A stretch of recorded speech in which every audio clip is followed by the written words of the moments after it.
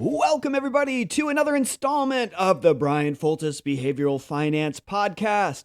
My name is Dr. Brian Foltis, and I'm an associate professor of finance at Butler University in Indianapolis, Indiana. And I am here to teach you about behavioral finance in hopes that we can make better decisions in life and with your money. I'm currently repping the Butler hat. And definitely in summer mode today, even matching today. Look at how much I got my act together. Today, friends, we are going to start our section on biases and heuristics. This is a fun section, getting into the psychology of our decision making and then wrapping that into how we make financial decisions based on some of these limitations, these biases and heuristics.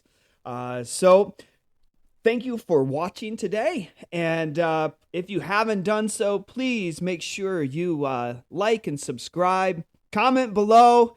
I think I want to hear from you in your comments. But I want to know how things are going and what you're interested in learning about, and participate. Let's have fun.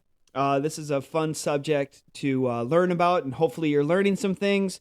We just set up we just got finished up with the first section of this course. And so my intention with this podcast, at least this first section, is to just lay out the fundamentals, the basics of behavioral finance, and teach you just about the different areas. So we've come from prospect theory to just expected utility. We laid that foundation and did a deep dive into prospect theory already. And then we talked about market efficiency. We did an introduction. And then the last podcast was a slightly deeper dive into some of the challenges to market efficiency.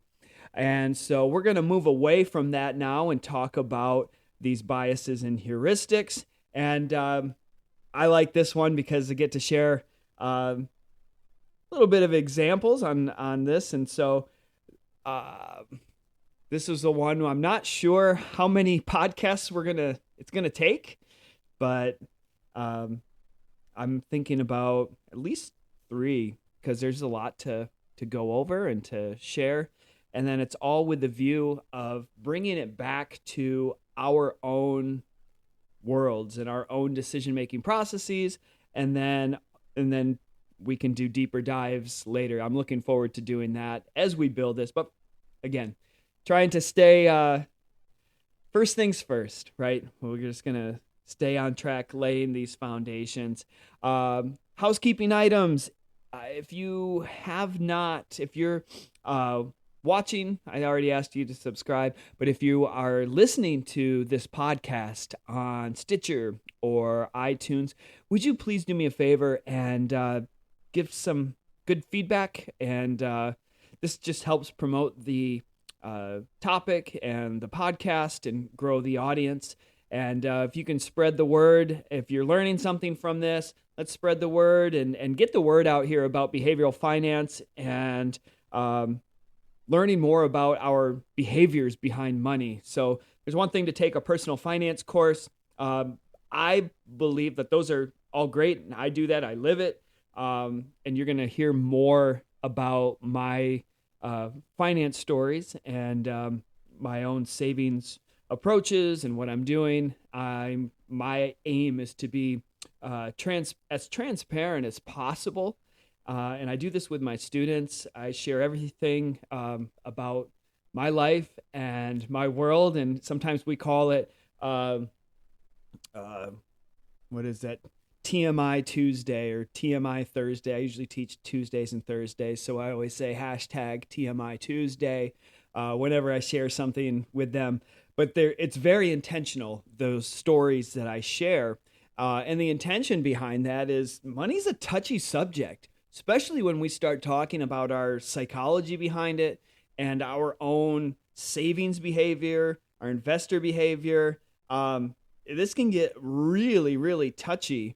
And it's a reason that most people fail to address their own finances because it's deeply personal, and so I am going to lead the charge. It's a two-way street. I'll tell you what's going on with me and in my life, and be pretty transparent about it to the point of, ooh, why it's too much. I'd rather push that envelope than be this box and like, I don't know anything about this guy, but he's telling me about all these things to do with his with my finances and wants me to open up about it. So anyway, that's my intention. And right now for me, I am doing my summer class. So I teach corporate finance, just an extra summer class that's online. So I have about 32, 31 students. It keeps going down. I guess I scared some people off on the first week, but about 30 students right now, and have that online. And I am 1.5 weeks in, which means 3.5 weeks to go. I've got a new house coming up, and that closing date is 8 days away, and got that going on. I'll show you, I'm going to tell you a little bit more about my business that just kind of popped up out of nowhere that I'm working on, and kids in school for 1 more week. So all these things just coming to a head. Track for my oldest just got done. Soccer for my younger is about to finish, but I know deep down that thing is a year-round sport. That's soccer at the travel level, man. The blessing and curse of actually being pretty good at a sport these days. I was a basketball player, so I never played one structured game of soccer in my entire life. But I realized that my kids are going to be, I'm 5'10". I did the best I could with my basketball, but I think soccer would have been a better sport for a 5'10" guy. Anyway, my younger is actually pretty good at it, and so we're traveling all over doing soccer, but it's fun to support him and to watch him develop and really just play with a lot of energy and passion for the sport. And so whenever they're doing that, I'm going to support that wholeheartedly, and it's fun to watch too. So anyway, today, biases and heuristics is the topic. So obviously we've talked about this from the very beginning, that we're not always rational, and we possess some constraints when it comes to processing. And we're going to learn that these processing constraints sometimes help us to conserve our energy, mental capacity, energy, but then sometimes it can get in our way and help and lead us into suboptimal, aka bad decisions. So people love to see what we want to see. This is one of our processing constraints. This is perception here. We love to see what we want to see. We love to also hear what we want to hear. And we also love these mental shortcuts. So as we move into these processing constraints, let's think about it this way. We love to see what we want to see and hear what we want to hear. This is it kind of leads us into what we call the confirmation bias. So the confirmation bias is the bias that says we seek information that confirms what we already believe. We seek out information that confirms what we already believe. Information, whether it be news or, so you just think about the big ones. You have religion and politics. We seek information that confirms what we already believe. We go down that path. Now think about it. And everyone seems to do this. You go, why do we do that? We confirm what we want to believe. We can do this in financial markets. If you are optimistic about the market or a particular stock, you're going to seek out information that confirms those beliefs. Now, when you feel that, or when you read that kind of stuff, I want you to think about how you feel when you go through that. And think about how your brain feels when you read information that you already believe in and you're confirming it. Well, I'll tell you my personal experience feels great. My brain is like, I told you so. I knew this was right, and I'm emboldened. I'm confirmed. It's enjoyable. I'm entertained. It's like my brain is greased, and it's just going, yeah. I like this, and so I am just adding to my belief in myself and my belief on the topic.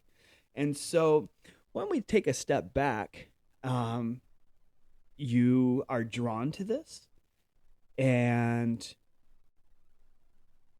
let's reverse this now from a marketing standpoint.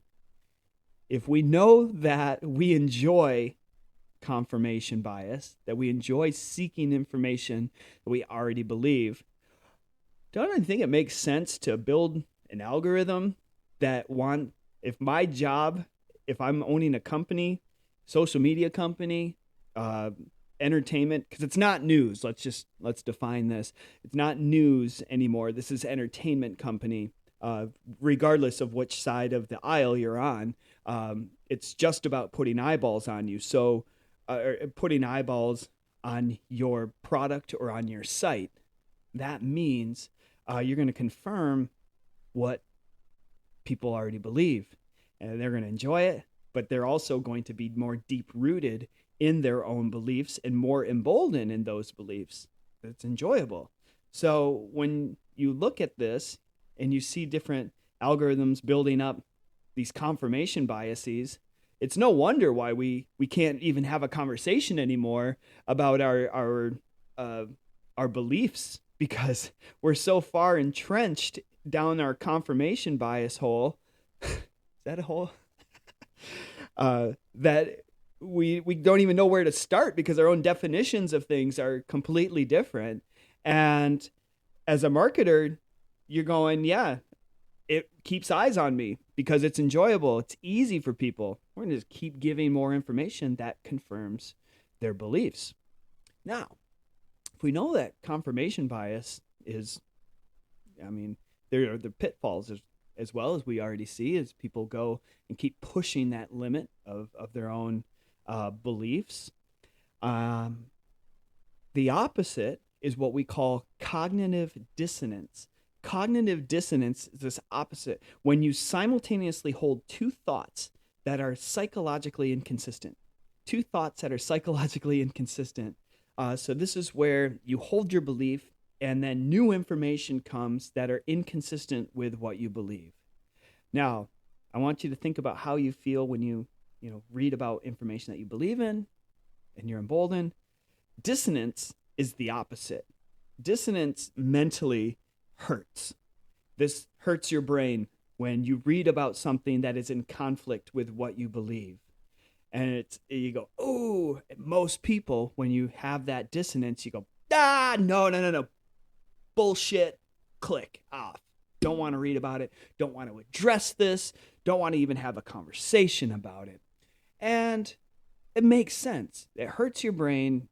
And so the challenge, though, is that you need to be open to that dissonance in order to learn or to at least understand a different point of view. So as a lifelong learner, this is something that I have to embrace. I'm constantly looking. I have to be open to this cognitive dissonance, taking in new information. And that Mark Twain who said, as more information comes along, I am willing to change my beliefs and my stance. That's a lifelong learner kind of approach that most people, as we get older, our channel narrows. And I'm encouraging you to try the opposite. Try to open up those channels. Try to understand different points of view, different ways of thinking, and see what ends up happening. So for me, I'm a late bloomer, and I'm figuring out things late, but I'm going to say better late than never. This was when I was 15 years old. I was a freshman in high school, and this was, I played varsity basketball, And it was me, a freshman point guard, and then the other four guys starting were all seniors. And we went in Michigan, we went to the Breslin Center. We won the state championship. And that was my freshman year, had 17 or 19 points. And when we talk about late blooming, I look back on those videos because they're all on, TV, and I didn't have any armpit hair at that point. And so that's, late bloomer. It started physically, being a late bloomer. And I think I started just turning the corner the next year. We lost in the state finals. I could see just a little bit of armpit hair as I was first team All-State that sophomore year. And it was because of the extra, oomph that I was getting. Did I tell you right off the bat that we're going to share too much information, stories? You were warned. Anyway, cognitive dissonance, embrace it. Encourage you to be okay being uncomfortable, because that's where you actually are going to learn. But that other flip side, that confirmation bias, is where we really see people. It explains a lot, and it explains a lot of our social media behavior as well, and how we ingest information, or what we actually believe is information. That's a processing constraint. Next, we have perception issues. So these are mainly framing based. Perception issues are framing based. One of these issues is called the halo effect. So halo effect is a person, someone who likes an outstanding attribute of an individual, likes everything about that individual. So an outstanding attribute. So think about an example. Use myself. I have my alter ego, and his name is Scott Redwing, and he sings. So Scott Redwing, it's my porn name. So not just try it. And you can actually post this below. This is porn name is your middle name and the street that you grew up on. So, and if your street was like 245th Street, then I think it's your first pet's name. But anyway, Scott Redwing is that name for me. So I started singing underneath that name. And it was just an experiment that I was curious to see if you could actually build a voice.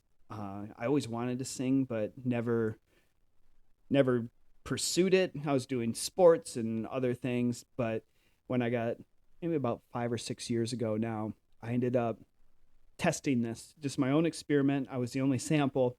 See if I did voice exercises for 1 hour a day for 5 days a week.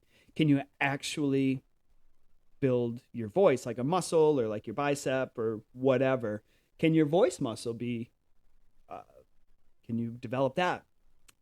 And so I went on this path, and sure enough, 50 hours, I got a vocal coach here in town who was working with me, and 50 hours became 100 hours, 100 hours became 200 hours, 200 hours, and I started getting into bands. I started posting stuff on YouTube. It's still up there. You can see the development. It's incredible how that works.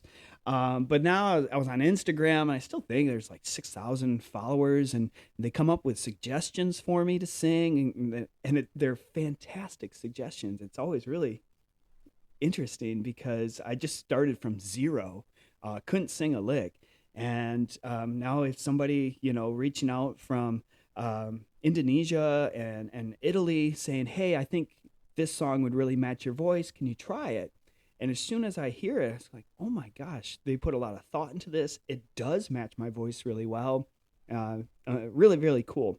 Anyway, I was looking at some of my from a couple of years ago, post a video of singing. And so people like the singing, but then the comments that came behind it is like, oh, Scott, you're such a great dad and a great whatever performer and so talented. And so they were just really attributing me as a great person, even though there was only one attribute that I was trying to show them, is that I was a singer. So I thought about it and I was like, well, think about like some Chris Cornell. So he's a singer, Audio Slave and Temple of the Dog and all these other bands that he was in.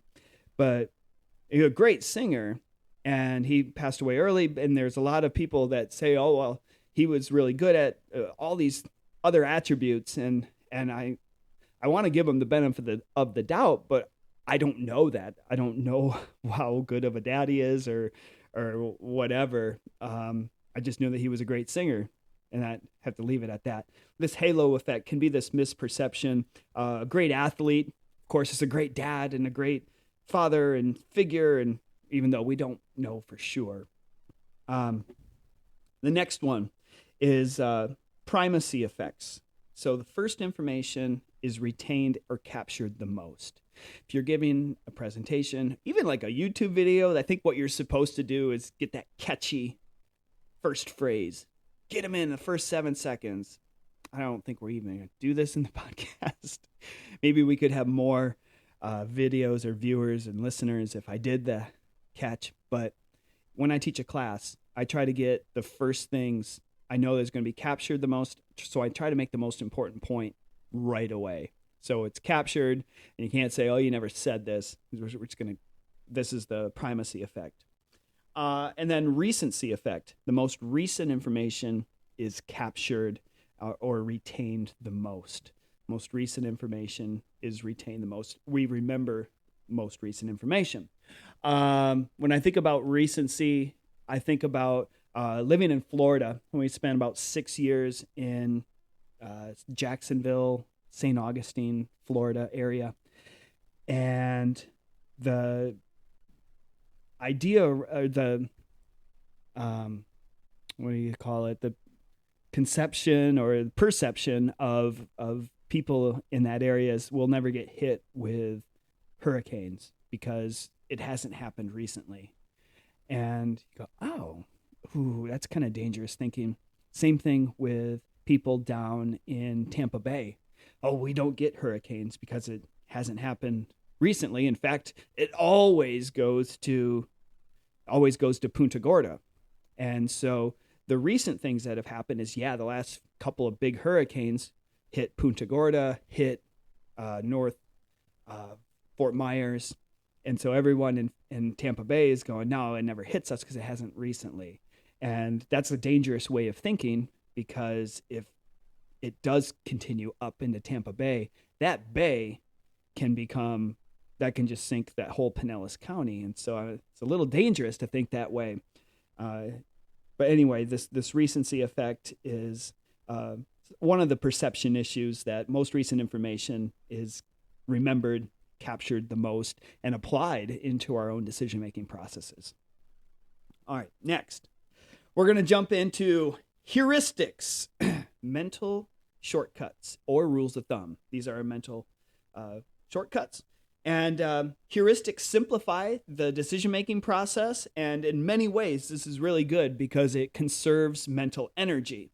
So the way we like to think about our ways of thinking is we're going to lean into thinking fast and thinking slow. This is Daniel Kahneman, or if you are my dissertation supervisor, Danny. And Danny's been talking about this for 20 years. And Danny talks about type 1 and type 2 ways of thinking. So type 1 is our automatic, non-cognitive conservation of mental energy way of thinking.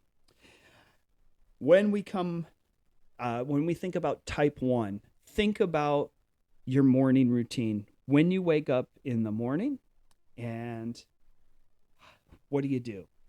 Now, when I wake up in the morning, it's typically I will go to the bathroom, and then I'll wash my hands. And as I'm leaving, I will grab my deodorant. And here's where it gets a little weird. In my mind, I'll go, 1, 2, 3, 4, 5, 6, 7, 8, 9, 10, 11, 12, 13, 14, 15, because I know I'm going to go work out. So I do 15 swipes. That's going to confirm that I'm not going to stink.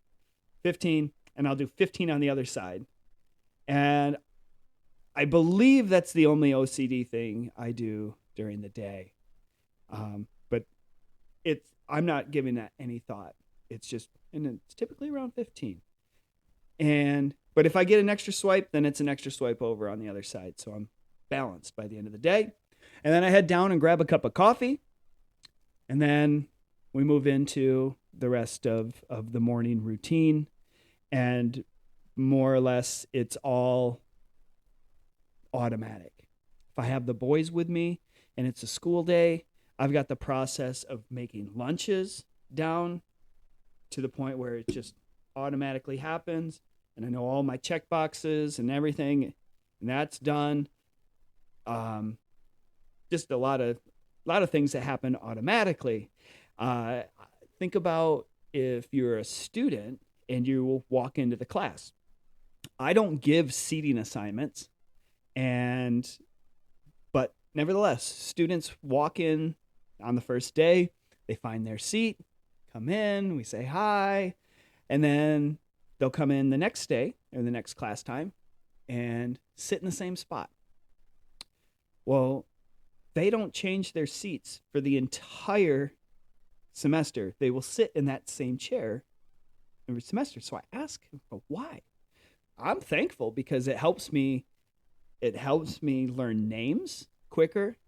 And then if I'm doing attendance, I can do process of deduction. So who's missing? Oh yeah, someone usually sits. I know who sits here. So I got them. They're missing if I ever do attendance. So we do this, and I ask them, why do you just sit here every day? Why don't you go in and really think about it? Because there might be a better seat for you each day. And I go, no, that doesn't make sense. And because I don't think about it, conserving energy. So all these things are done to conserve mental energy. They're inconsequential. And you think about even our day-to-day routines. If you're driving to and from work and you get 5-10 minutes, just like, I don't remember any, holy shit. And so I don't remember any of this. But then you realize that you're not dying. Your mental one, or your type 1 thinking is conserving you, and it's not killing you. And it's just helping you get through without overthinking things. So other self-preservation heuristics that take place is, if you think about when you hear a startling noise, most people jump back. This is just their instinctual thinking. You jump back. If you taste something that's not very good tasting, what do? You spit it out. You don't just, I'm processing whether or not this is good. And then, no, you get a bad taste, you spit it out. Then you also there's something called a diversification heuristic that tells us when we have a number of different options that we want to try every different option. So if you go to a potluck and you're sitting there, I don't know about you, but I know some people have good self-control. I'm going to only try a couple of things and, be really selective. And every potluck I go to, even if it costs me an extra plate that I have to carry, I'm going to try a little bit of everything. And I want to know. And if some things are better, I'll go back and get more. But I want to try a little bit of everything. And in case, I don't want to be sitting at the table and go, oh, have you had Martha's casserole? It's amazing. Well, I don't want to be the one at the table going, I know. No, I bypassed that because I only wanted 2 things. So I was only going to be selective and try 2 things. I actually want to be a part of that conversation. Love Martha's casserole. This is great. So diversification can come naturally, especially if we're at a buffet or, and I don't see any problem with it besides maybe too many calories. But we're going to learn that sometimes this diversification heuristic, so diversifying, trying a little bit of everything, can work in our favor, because diversification in finance, when it comes to asset allocation, can be a great thing. But when it comes to making selections for our retirement allocation, it can sometimes lead us into bad decisions if we're naively diversifying into the wrong allocation. So more on that in a little bit. But another type 1 automatic, heuristic that we do, it's called ambiguity aversion.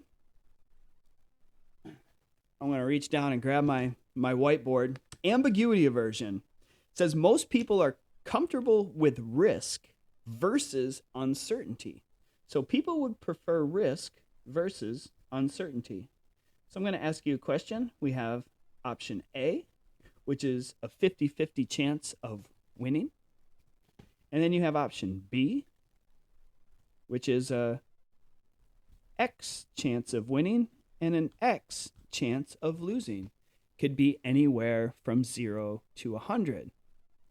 So when we ask you a question, which one would you prefer based on these two? 80% generally of people will choose A. Say, well, we know that this is risky, but at least we know the risk that's involved. So if we know the risk, and this is where we say, we don't like this uncertainty. We would prefer the risk over this uncertainty, even though we don't know the certainty level. And I get that. That makes a lot of sense. But I've actually have taken this heuristic and I built my trading card business on this. So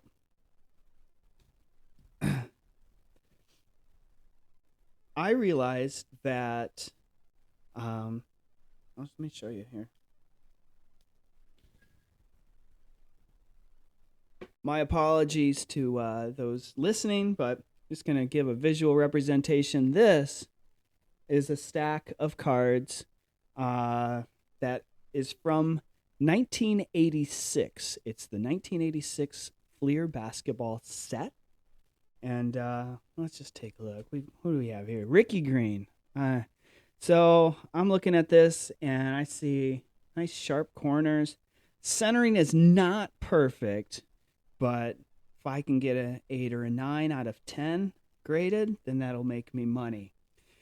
So what I saw, and by the way, this 1986 Fleer is one of the most sought-after trading card sets that are out there. This is Michael Jordan's rookie card.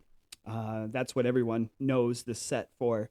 But it also has Charles Barkley's rookie, Clyde Drexler, and Karl Malone, Patrick Ewing. All these guys had their rookie year in this particular 1986. And they had this set of cards, and this was right before trading cards got popular again in the late 80s. So they didn't make very many, and there's a lot of them that are off-centered, and they're just they're hard to come by.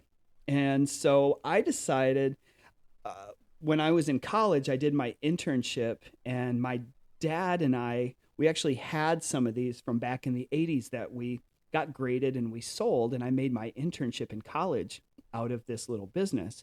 Well, my dad passed away about 5 years ago, and I thought that this trading cards would be a good way to diversify my portfolio, so my assets. So finding like an alternative asset class. So I think of, stocks and bonds and real estate, and I had those, but I was thinking about, commodities. If you own silver or gold, that's good. They don't really earn you anything. They're just more or less just a insurance policy in case things fall apart. But the trading cards I just liked as a diversifier, an alternative asset that if we had inflation again, it kicks back up. It's kind of like a collectible, just like art. So again, and I felt like this would be a good way to kind of have like a memorial for my dad who passed away, who he and I worked on this quite a bit. And then also I can pass this on now to my boys who are really super interested in trading cards, and they help me with the business and analyzing and all that stuff. So it's become this thing. But the reason I started the card business was from ambiguity aversion. I realized that the cards that were not graded, though they had this uncertain amount of what it would actually be graded as, were very underpriced compared to the ones that were graded, that had the certainty around it. And of course, there's still risk involved once they're graded. It can go up and down. But it was that uncertainty that I thought that we could take advantage of if we can get them at low prices. Now, we become at the mercy of the grading card company. You just hope for the best, and I hope that you win more than you lose.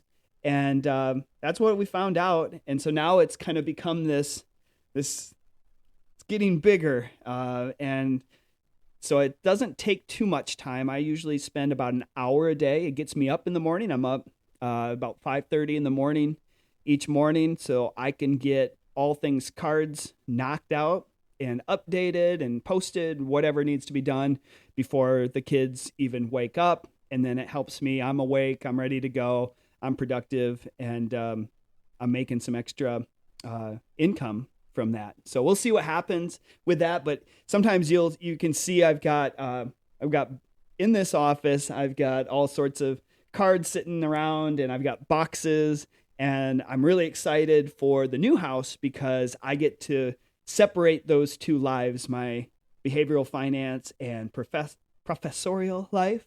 And then I've got an extra room for the cards. And so, and that's even good for the IRS tax purposes. That's all I do in that room. And so anyway, it's all based on ambiguity aversion, that people are more comfortable with risk versus uncertainty. And you think about that too. I'll never forget March of 2020. Remember ambiguity aversion, where we didn't truly know the actual risks with COVID and our aversion to that. So when I didn't know, and of course everyone had their own story, and there was a bunch of different information going on, but I just remember going, I don't know how severe this is or what the actual numbers are, the fatality numbers. And so my reaction to it was, if I don't know, I'm just going to be careful. I'm going to play it safe. And so I'll never forget going into Kroger here in Fishers, and I had my mask on and staying away from everybody and having, my distance. And when I'm coming in close, I'm like holding your breath or something. And then when I got home, remember disinfecting everything and wiping, I had gloves on. Like, this is truly ambiguity aversion. And again, like, these are our heuristics, and our type 1 is trying to just keep us alive, and they're trying to keep us from not dying. So some of these things, there's an explanation why, but nevertheless, we're just spelling out some of our preferences, and we can explain some of our behaviors as to why we did things when they happened. The law of small numbers. So sometimes we call this myopia or short-sightedness. This is when we see a smaller sample of a larger set. We tend to place a heavy significance on that small sample. I'll show you an example here. We're going to stay with our coin flip, or 50-50 and XX. So for part B, I'm going to actually show you a sample of 10. A sample of 10.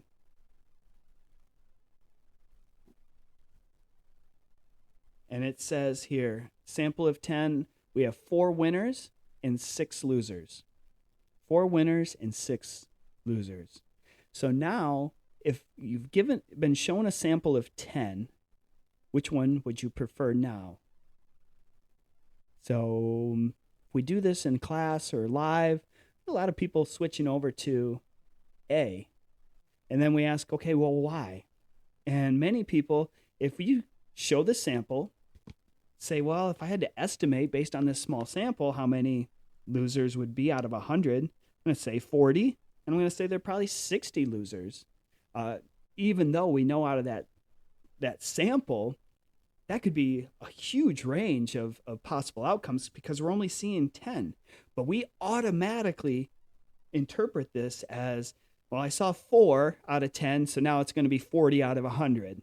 And we can flip that around in a positive way too and make the opposite. We see 6 winners, we think it's 60 winners and 40, and we're going to stay in part B. But anyway, all we're doing is this law of small numbers says we see a small sample and we draw conclusions based on that small sample.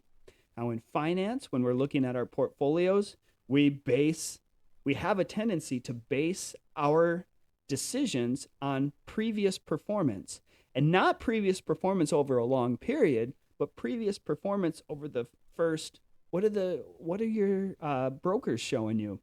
The last month, 3 months, 6 months, year to date, 1 year, 3 years, 5 years, inception if it's or 10 years, and then inception after 10 years. So we've got 9 different partitions, 9 different numbers that they're showing you.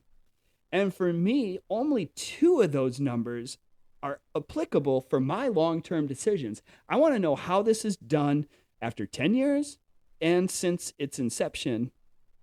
And if it hasn't been around for 10 years, then that's another red flag for me. I want this thing to be around so I can see how it performs in different environments. But what we do is we say, oh, it's done really well the last year. I want to buy this.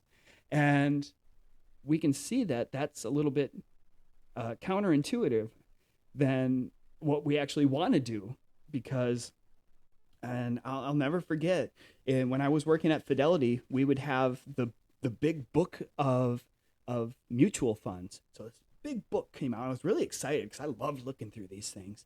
And they would rank their mutual funds from best to worst over the last year, performance-wise. And one of the years, it was Fidelity Latin America Fund, FLATX.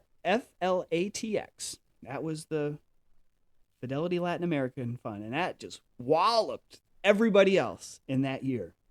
So I got a phone call saying, hey, I want you to change my retirement portfolio. Okay, what are you looking to do? What do you want to do? I want to move all of my money into Fidelity Latin America.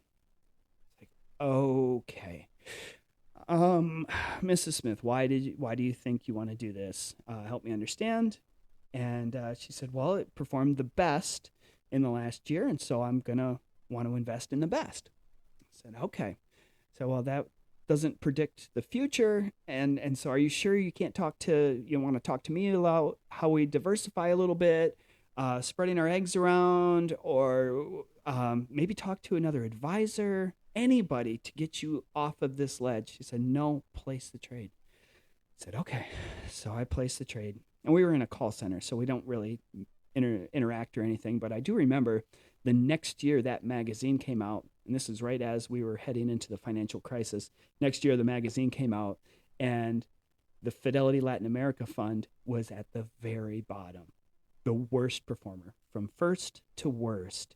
And my heart broke for that individual who was making that decision based on what they thought was, hey, I'm going to invest in the best, and not really understanding that there's myopia involved, this short-term thinking, and applying it to their portfolio. Anyway, that is law of small numbers. And then type 2, and this is what we're going to conclude with today. So type 2 is where we require cognitive effort. So cognitive requires mental effort. So I think about, for my students studying for an exam, you have to just buckle down and study. My 7th grader is bringing home some good social studies on Chinese dynasties. And so I've been trying to teach him how to study, because I never learned how to study until I was in middle of high school. And it was my friend Hans who taught me how to study. And so I was trying to pass that on to my son. And it does require that mental effort. We got cue cards and we're going through those, and it's a nice mental effort for me too to learn that again. But yeah, studying for tests. But then I think about when did I really have to exert real focus, mental energy? Yeah. Fine. Not during my podcast. I'm just having fun here. But I'll never forget driving through downtown Amsterdam. So the central Amsterdam, you have the central station and red light districts nearby, and then you have all of the other tourist area. That was, to me, one of the most stressful things to do ever. So not only do you have cars, you've got pedestrians, bikes, more bikes than you've ever seen, mopeds. It's just this perfect storm. And I was trying to drive stick during that time because that's what most of the cars in Europe have. I'm doing all this at the same time. That was type 2 thinking. There was no automatic thinking going on here. And you were just trying to work your way out and give yourself a chance to live and not kill anybody else. So when we come back, there's still more biases. We're going to talk about representativeness. So we find patterns and things that are more or less random. So a lot more conversations to have on that. And but we're going to close the book here on this type 1 and type 2, at least formalizing this. But we're going to realize that there's more to this conversation. So thank you very much, everybody, for watching. Like I said, if you have any questions or want to learn more about anything, please leave a note, and be happy to help you. If you want to contact me, you can reach me at brianfoltis.com. You can connect through me there, or you can find me and follow me on Instagram, learn more about what I'm up to, and all the soccer dadness that I'm doing. So thanks again, everybody. Have a wonderful rest of your day, and we'll see you on the next podcast.